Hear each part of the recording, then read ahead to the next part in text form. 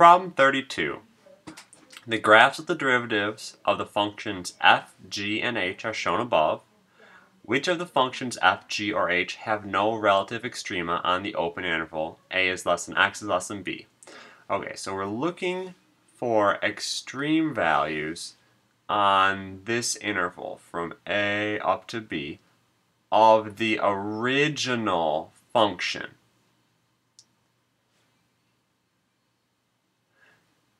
Okay, so we're looking for extreme values, or looking for what has none. So we'll look for extreme values of f, g, and h.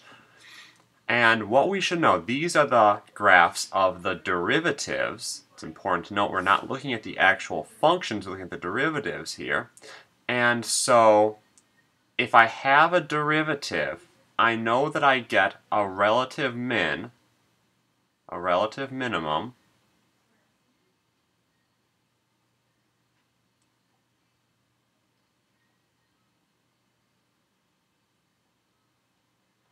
when the derivative went sloping down and then sloping up. So when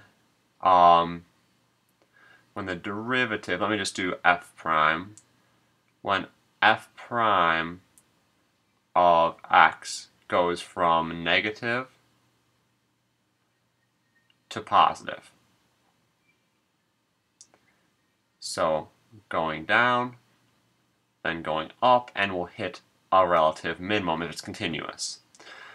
Okay. I know that I will have a relative maximum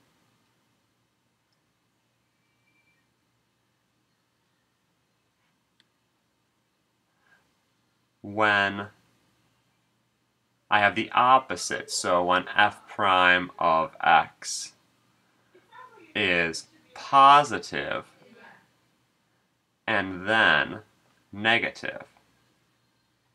So it starts going up and then goes down. You'll see if I start going up and then going down, I will have I'll have a maximum if it's continuous somewhere in there. So let's look at these.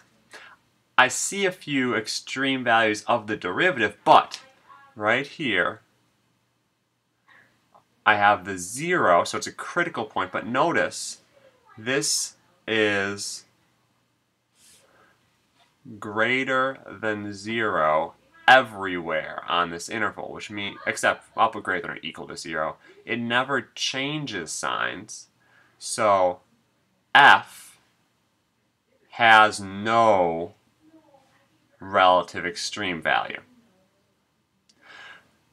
G, well, G prime, I see that I have a 0 here, and I see that on this interval to the left of that 0, I have the derivative is less than or equal to 0.